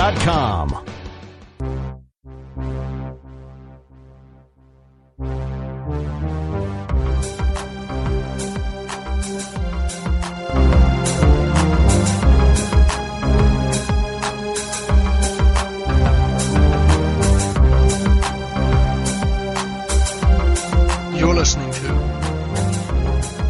The Rod Eccles Show. And here we are. Last segment of the Rod Eccles. Fast is 2 hours on Internet Talk Radio. It's right here on the Rod. I can't believe. Yeah, I can't believe it's Friday already. I really can't. Hey, just get a little housekeeping. Obviously, I will probably be out of the Bunkerized Home Studio for most of next week. Well, I know Monday is a holiday, so if you can believe that. But we will see what we can do to keep things as live as possible for next week. But I'm scheduled to be in Virginia.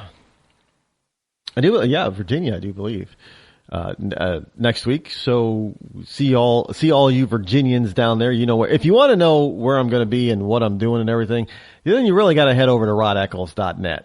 And while you're over at rodeccles.net, go over to Amazon and look up the book, the Conservative Ecclesiastes, and get a copy. I got it priced at 99 cents, folks. I mean, come on. That's, it's definitely not going to break your bank or your budget. I mean, you can't even get a cup of coffee nowadays for 99 cents, but you can get a great book for 99 cents. It's it's a Kindle copy, but it's an ebook. But and I don't do a lot of self-promoting, and maybe I was told I should. I was told I should do more self-promoting. I don't know if that's a good thing or a bad thing yet. But for Friday, well, it's lighter. Why not be a shameless plug there? RodEccles.net. The book is titled The Conservative Ecclesiastes, coming out soon. My second book, which is going to be called Political Mind Droppings.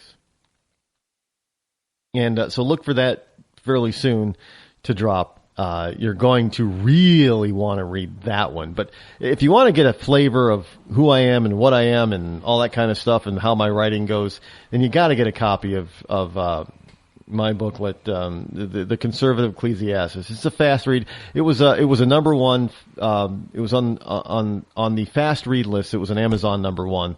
So go ahead and check it out over on Amazon. Judge declines divorce case. Now, this is a little bit disconcerting. At the same time, that's a little bit interesting because, and this is from the TimesFreePress.com, and if you don't know where that's from, and I didn't at first, We're talking about the Chattanooga, Tennessee area. So not Kentucky, not Carolinas, obviously not New York or California, but in Tennessee, a judge declines a divorce case. He declines granting a divorce for a straight couple. Keep that in mind. Citing gay marriage ruling. And you're probably thinking, say what? This came across my newsfeed and I'm thinking, whoa, what? I know what you're thinking because I thought the same thing. But here's the skinny. A local judge, speaking of Tennessee, a local judge contends the U.S. Supreme Court decision on same-sex marriage has derailed Tennessee's ability to determine what constitutes divorce, leaving one Signal Mountain, Tennessee couple married against their will. Now, I'm still scratching my head on that one. Hamilton County Chancellor Jeffrey Atherton denied the divorce petition last week after hearing from 7 witnesses and going through 77 exhibits. Among several reasons he cited in rejecting the couple's divorce, one of the reasons of the several was a Supreme Court's June ruling on gay marriage. Now, Atherton said the Supreme Court must clarify when a marriage is no longer a marriage. Otherwise, he contended, state courts are impaired from addressing marriage and divorce litigation altogether. The conclusion, he says, reached by the court is that Tennesseans have been deemed by the U.S. Supreme Court to be incompetent to define and address such keystone central institutions such as marriage and thereby, at minimum, contested divorces. So, So the couple, Thomas Bumgardner, that's his name, who's 65, and his wife Pamela, who's 61, were married back in November of 2002. They had no children together and filed for divorce in September of 2014, citing irreconcilable differences. After 4 days of testimony, Atherton decided their marriage was not irretrievably broken and said it could be salvaged.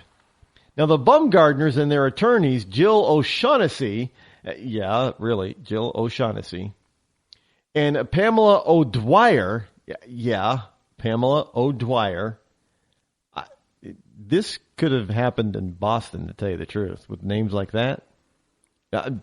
Is there a large population of Irish people of Irish ancestry in Tennessee? I did not know that, if that's the case. But Jill O'Shaughnessy, Jillian O'Shaughnessy. That's Jillyn O'Shaughnessy. And Pamela O'Dwyer decided not to comment on the matter. What could they possibly say? Folks, I am not joshing you on this. I'm not kidding you on this. This is going to be posted on rodeccles.net, but timesfreepress.com. Judge declines divorce case citing gay marriage ruling. I'm not kidding.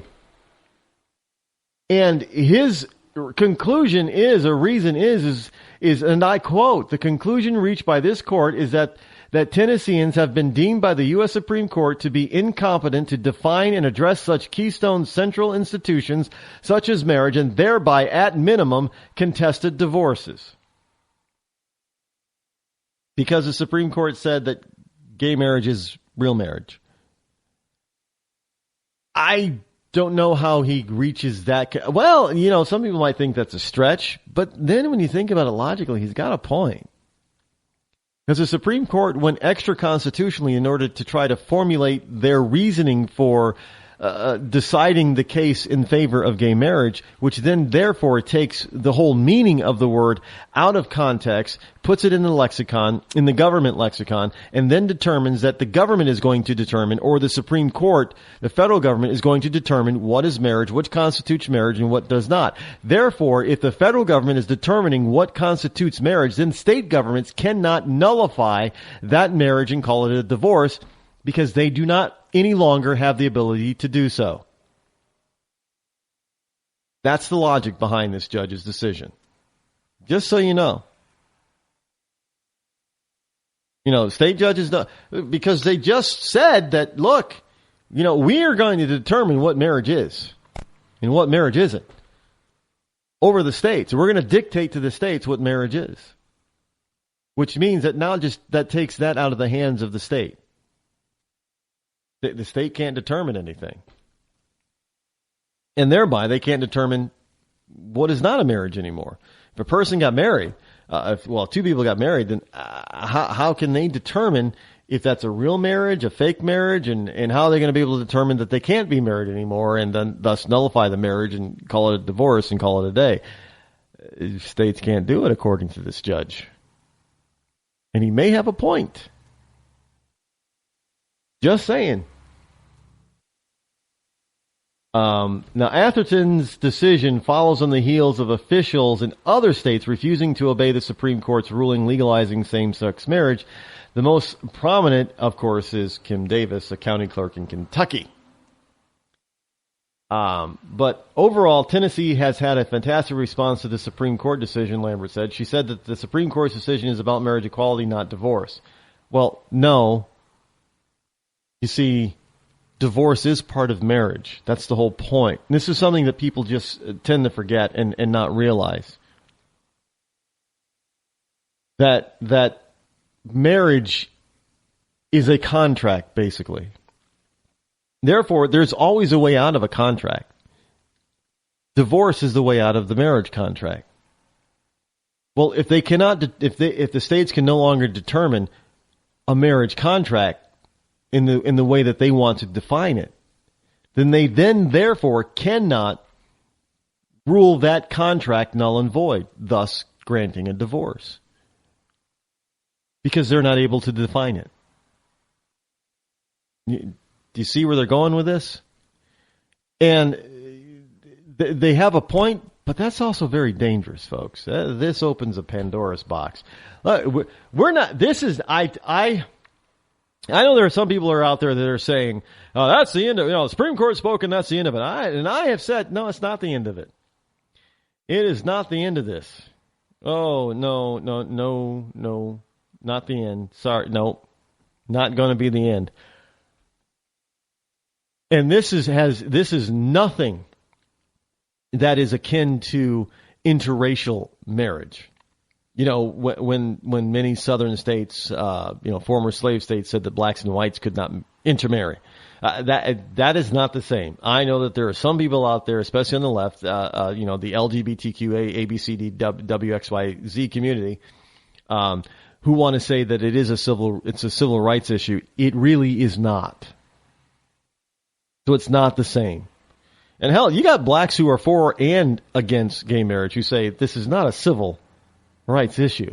It has nothing to do with civil rights of the 60s. You want to piss off a black person? Tell them gay rights is akin to civil rights. And that'll piss them off. No, you want to talk about not having an ally after that? Oh, honey.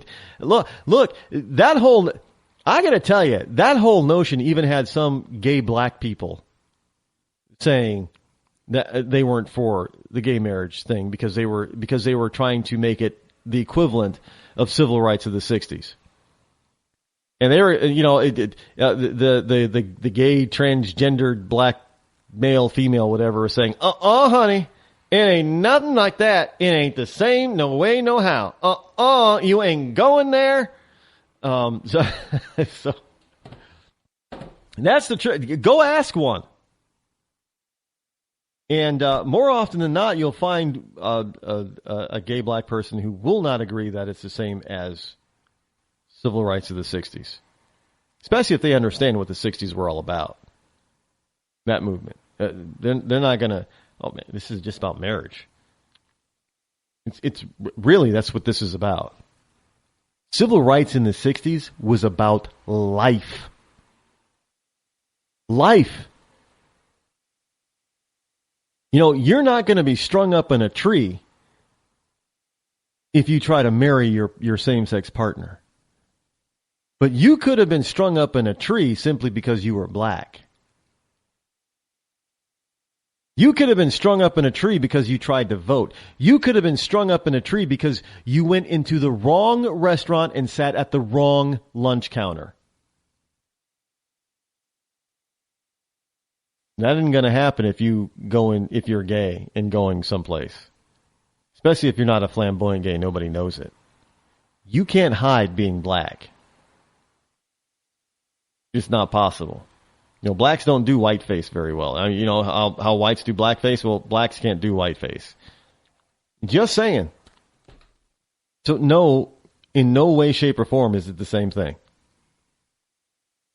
Not at all. And, you know, people try to come at me at that angle. I said, nope, you already lost. It ain't no way, no how the same. Not even close to being the same. It's similar. No, not even similar. Not even, because you're talking about a lifestyle. Being gay is a lifestyle choice. I don't care if you think that you're born that way. It is still a lifestyle choice. There is no choice about being black. Sorry. No choice at all.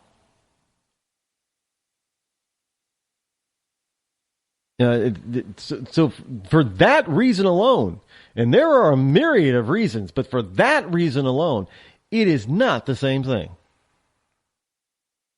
Let's make that clear. You hear? You heard? Yeah, got it. Good.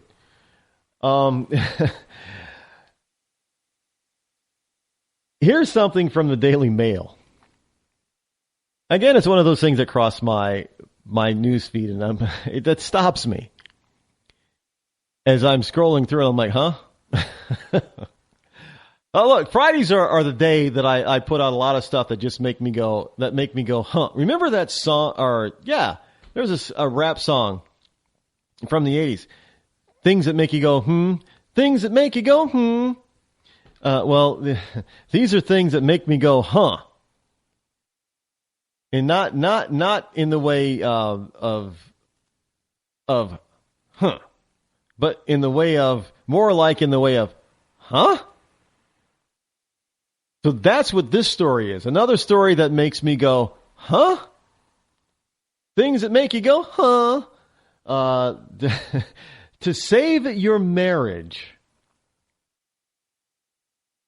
This marriage advice coming up here, folks. This is real important stuff. So you really, if you're having troubles in your relationship, you should really pay attention to this, to this next segment, this next piece. To save you want to save your marriage, save your relationship? According to this article on Daily Mail, to save your marriage, unfriend your partner on Facebook. A therapist warns that social media can be toxic to a relationship. I can just see Steve Harvey now commenting on this. And I can see his classic, you must be joking look.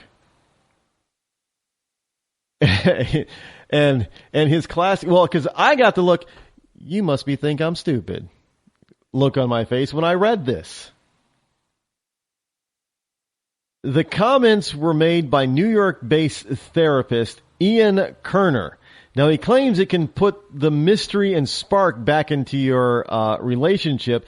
Views go against the widely held opinion that couples should be open with each other about their social media activity. So be open and honest about your social media activity. Just don't friend them. Don't follow them. Don't friend them. And if you're already following and you're already friend, unfriend. Unfollow. Couples who delete each other on Facebook are more likely to stay together, according to relationship expert Ian Kerner. Now, why would that possibly be? Because are you more honest on your social media page than you are in real life towards your spouse, significant other? Really? I mean, that would have to be maybe it's because you forget that you're friends, and does this make me look fat? And you say, well, of course not. You look beautiful or handsome any way you want, whatever you're wearing. And then you go on social media and say, oh my goodness, my partner looked like a cow in that. And of course, they forget that you're friends with your partner, and your partner ends up in your partner's feed. They see that and they, you said I look fine. How dare you call me a cow? And there you go. Now, I guess if that's what he's saying, well, unfriending somebody or unfriending your partner on Facebook isn't going to save you. That's not the issue. You have a different issue that you need to address. And I'm sorry.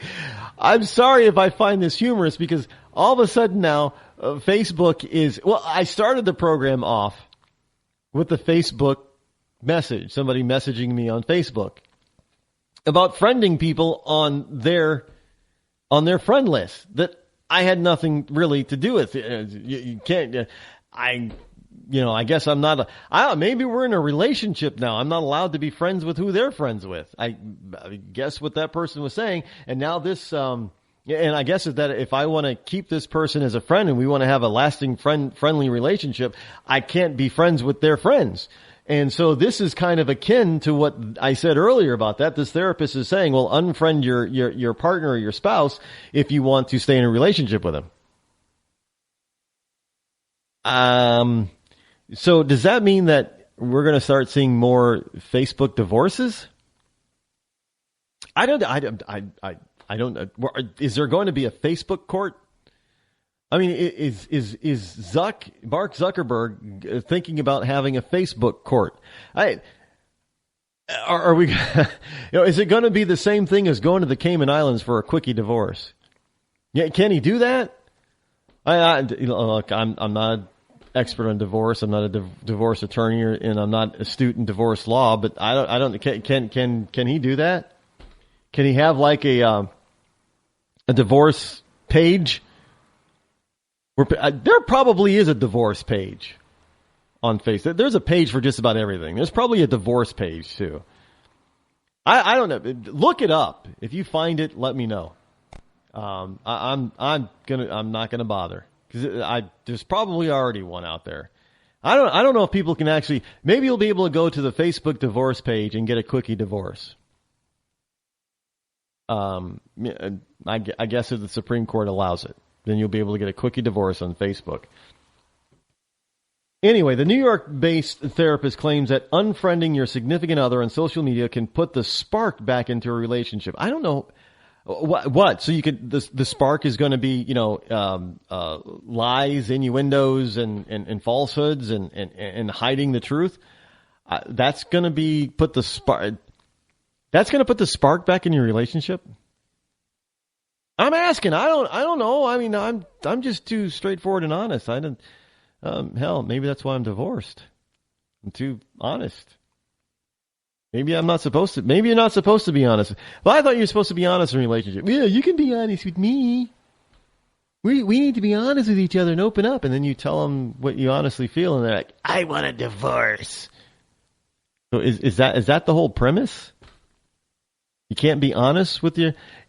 So in other words, what this therapist, Ian Kerner, is suggesting, that all good, strong, long-lasting relationships or marriages are based on lies.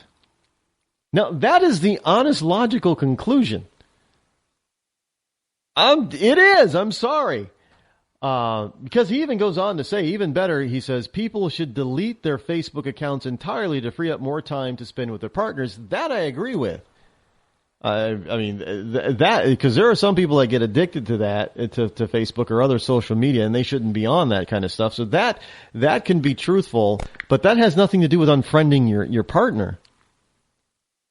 That has everything to do with spending more time with them, because your time is taken up by this type of stuff. So if you get rid of that, then you'll have more time to give them. But if you just unfriend them, that doesn't give either one of you more time. You're still online. You just can't see what each other's doing. That adds to the mystery, I suppose. If you don't know what your significant other is doing, that adds to the mystery, and mystery always adds some spark to a relationship. I'm sorry I spent so much time on that one. I can't even believe I even stopped at that, but I just had to bring it to you because I went, huh? And I always like sharing with you some of that kind of stuff on a Friday, by the way. And as we go into Labor Day this weekend, please be safe out there. You know, don't blow up yourself with your gas grill or your charcoal. Well, you can't use a charcoal grill because, you know, that's environmentally unsound. So use a propane gas grill and to grill your burgers. Invite your neighbors over, even if your neighbors are liberals, and just start. You know what? You should have a barbecue. With your neighbors and your friends, and have a block party. And at that block party, what you should have is you should have me blasting one of my shows. Just download a show and blast it at the barbecue. That'll make everybody in the mood. It's so much better. It'll be a blast. Trust me on that one. Would I lie to you? Of course I wouldn't. But that sound means I'm out of time for tonight and for this week. We'll be back here next week. Have a great Monday. Have a great weekend. I'm Rod Eccles. This has been the Rod Eccles Show. I'm out.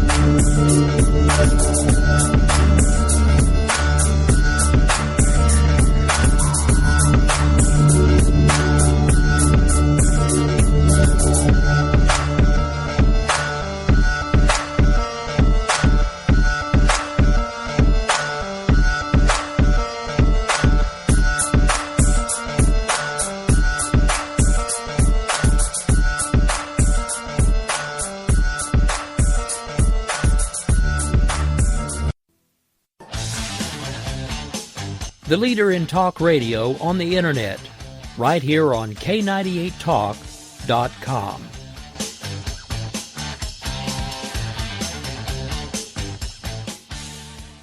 When our water heater broke down last month, it was a nightmare. It took 5 hours for the plumber to show up, and he charged us a couple of $100 just to come out. And then it cost another $1,800 to put in the new water heater. By the time it was all said and done, I felt like I'd been taken. But what else could I do? The smartest thing you can do is get a home warranty from American Residential Warranty. Their home warranties pay to repair or replace all your major appliances when they break, and they will break, and at the worst possible time. Call American Residential Warranty right now for free information on home warranties starting at just pennies a day. Don't wait for your refrigerator to stop running or your ceiling fans to stop turning. Call American Residential Warranty right now. Ask how you can save up to 50% on washer and dryer coverage. Just call 1-800-513-6154. That's 1-800-513-6154. Again, 1-800-513-6154. Call now. Hey folks, Slickery Trigger here. I'd like to take a minute to tell you about Rebel Road Tactical. As a defensive pistol instructor, I've had the opportunity to observe many different holster designs and configurations. And one thing is clear. Many of my students won't carry a pistol. or worse, they'll carry one without a holster at all. Holster designers aren't making holsters for normal people. It seems that most holsters are either an expensive piece of gear designed for Rambo or a piece that doesn't fit or function the way real people need it to fit and function. So, like any good Texan, I decided to learn to form kydex and design one myself, one that would fit the needs of average people. The result is the Rebel Road Tactical CRT Modular. The CRT stands for Carry, Range, and Training. Its thin and lightweight curved design minimizes printing and is adjustable to fit just right for superior comfort and function. Check us out after the show at rebelroadconcealed.blogspot.com.